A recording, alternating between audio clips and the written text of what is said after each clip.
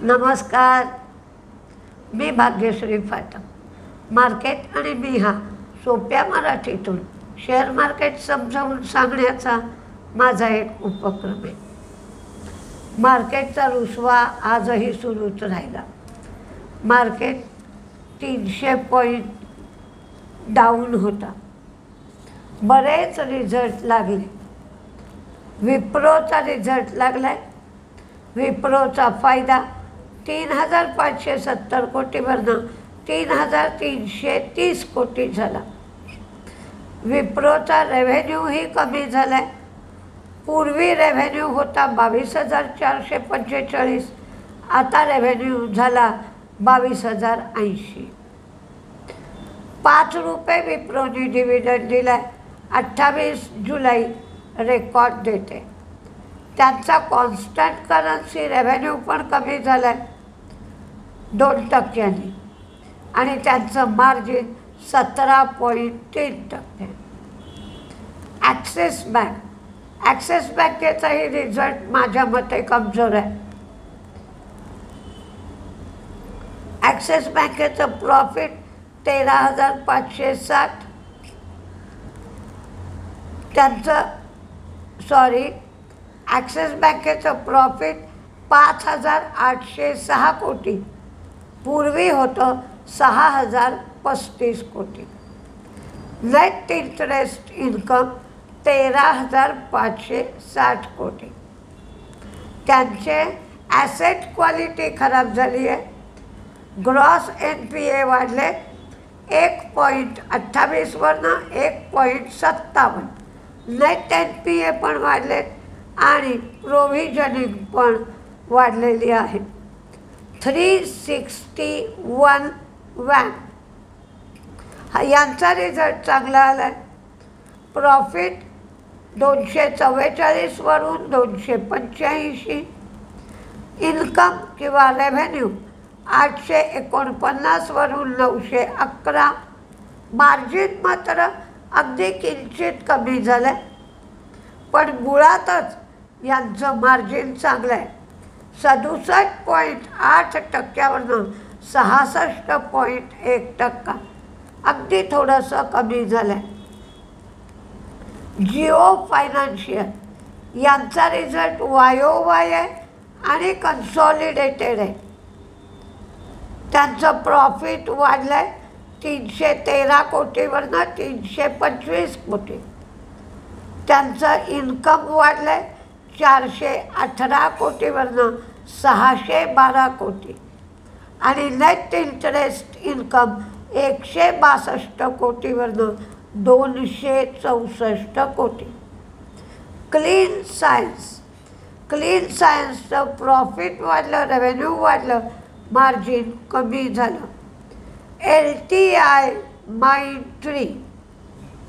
LTI माइंडट्रीचं profit वाढलं आहे quarter on quarter 1,129 वरनं 1,254 कोटी.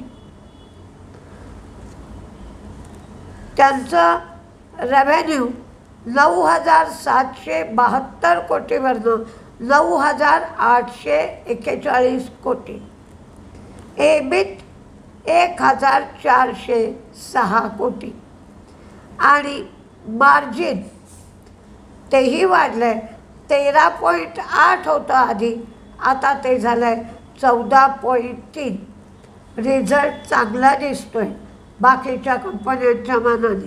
म्हणजे बाकीचे जे ITचे रिझल्ट लागले त्या मानाने LTI माइंडट्रीचा रिझल्ट चांगला वाटतो आहे. इंडियन हॉटेलचं प्रॉफिट वाढलं 248 कोटीवरनं 296 कोटी. त्यांचं रेव्हेन्यू 1,550 वरून 2,041. फक्त त्यांचं मार्जिन अगदी कमी झालं. पूर्वी 29 होतं, ते आता 28.2 एवढं मार्जिन झालं. पॉलीकॅबचा रिझल्ट चांगला लागला. इंडियन हॉटेलचा नेहमी चांगला लागतोच. पॉलिकॅबचाही रिझल्ट चांगला लागला, पण रिझल्ट चांगला लागेल या अपेक्षेने शेअर आधी वाढलेला होता. प्रॉफिट 592 कोटी, पूर्वीचं प्रॉफिट होतं 396 कोटी. उत्पन्न 4,698 कोटीवरनं 5,906 कोटी. मार्जिन 12.4% 14.5%. FMCGमध्ये 14% ग्रोथ झाली, ती 454 कोटीची झाली. वायर आणि केबल्समध्ये 3.8% ग्रोथ झाली, 5,229 कोटी. हेरिटेज फूड, त्यांचं प्रॉफिट कमी झालं, रेव्हेन्यू वाढलं, मार्जिन कमी झालं. कल्पतरू पॉवर यांचं प्रॉफिट कमी, रेव्हेन्यू वाढलं, पण एबिट त्यांना तोटा आहे.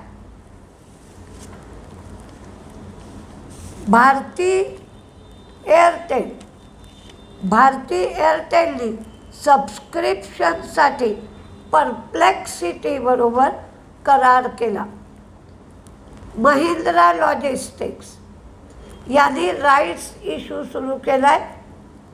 277 रुपये प्रत्येक शेअरला याप्रमाणे राईट्स मिळेल.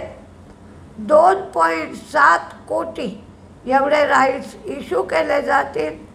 23 जुलै रेकॉर्ड डेट आहे आणि एकंदर यातून 749 कोटी रुपये फंड गोळा होईल. स्मार्ट वर्क स्पेसेस आज लिस्टिंग झालं. 407 रुपयाला हा शेअर दिला होता. नॅशनल स्टॉक एक्सचेंजवर 435ला लिस्ट झाला, तर बॉम्बे स्टॉक एक्सचेंजवर 436 रुपये 10 पैशाला लिस्ट झाला. डिक्सनची आज मुलाखत बरेच दिवसांनी ऐकायला मिळाली. त्यांनी सांगितलं क्यूटेकमध्ये त्याने 51% स्टेक 550 कोटीला घेतला आहे. त्यामुळे कॅमेरा आणि फिंगरप्रिंट मॉड्यूल याच्यात प्रगती होईल. क्यूटेकबरोबर त्याने विक्री आणि वितरणासाठी सुद्धा करार केला आहे. भारतामध्ये क्यूटेकचं उत्पन्न 2,000 कोटी आहे. 40 ते 45% मार्केट स्टेकचं त्यांनी टार्गेट ठेवलं आहे. लॅपटॉप आणि मोबाईलचे कंपोनंट्स, ऑटोमोटिव्ह ॲप्लिकेशन्स याच्यासाठी करार केला आहे. मोबाईल IT हार्डवेअरमध्ये मार्जिन वाढू शकेल आणि येत्या 3 वर्षामध्ये 1200 ते 1400 कोटी रुपये ते गुंतवणूक करणार आहेत. HDFC AMCचा रिझल्ट चांगला आला आणि मार्केटने त्यांना रिस्पॉन्सही छान दिला. त्यांचा फायदा वाढला, त्यांचं उत्पन्नही वाढलं आणि मार्जिनही वाढलं. सोना BLW चीनमध्ये त्यांना युनिट लावायचं आहे. चीनमध्ये युनिट लावण्यासाठी चीनच्या कंपनीबरोबर त्यांना करार करायला हवा आहे. म्हणून त्यांची BYD या चीन कंपनीबरोबर बोलणी चालू आहे. EV सप्लाय करण्यासाठी त्यांच्या वाटाघाटी चालू आहेत. या वाटाघाटीमध्ये प्रगती दिसते आहे. त्या वाटाघाटी पूर्ण झाल्यानंतर सोना BLW हे चीनमध्ये युनिट लावतील. पण अजूनही महत्त्वाच्या काही गोष्टी आपल्याला आवडणाऱ्या राहिल्या. पतंजली 2 शेअरला 1 शेअर बोनस दिला, बोनस जाहीर केला.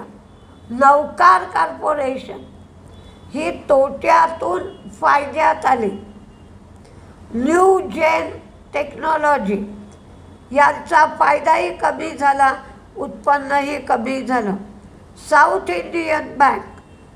इंडियन बँकेचं प्रॉफिट वाढलं. ग्रॉस NPA नेट NPA दोन्हीही कमी झाले. प्रोव्हिजन्स वाढल्या. नेट इंटरेस्ट इन्कम कमी झालं. अडाणी एंटरप्राइजेस हे AWL ॲग्री बिझनेस लिमिटेड मधला 20% स्टेक विल्मर इंटरनॅशनलला ते विकणार. त्यानंतर विल्मर इंटरनॅशनलचा स्टेक 64% होईल कंपनीमध्ये आणि अडाणी एंटरप्राइजेसला तेवढी रक्कम मिळेल. पण किती रुपयांनी हा स्टेक विकणार हे मात्र सांगितलं नाही. तर मार्केट जरी मंदीत असलं, काही रिझल्ट चांगले होते, काही रिझल्ट चांगले नव्हते. अजूनही IT सेक्टर फारसा सुधारलेला नाही. जे रिझल्ट चांगले येत आहेत त्याला मार्केट रिस्पॉन्ड करत आहे. इंडियन हॉटेलचा रिझल्ट आणि LTI, माइंडट्री, विप्रो हे सगळे रिझल्ट मार्केट संपल्यानंतर लागले. LTI, माइंडट्री आणि इंडियन हॉटेलला चांगला रिस्पॉन्स मिळेल असं वाटते.